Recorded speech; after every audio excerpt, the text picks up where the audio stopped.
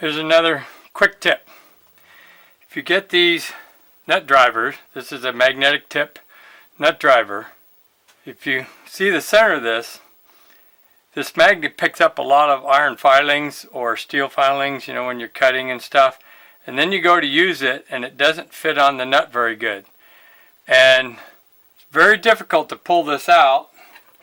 You can try, you know, a pointer or pick like this, but it comes back to the magnet. So what you can use is a product like this. You could use Play-Doh. This is called Duct Seal, D-U-C-T. You can, if you're on a construction site, go bug the tin knockers for it. Look around, they might have a piece, you can buy it online.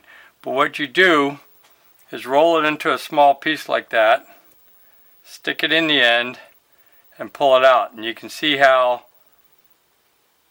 this stuff fits to it. Okay, pull that off, throw it away, see it's still not clean, but you took a bunch off. So let's do it again. Just push it in there, pull it off. Now we're getting closer. Push it in, pull it out.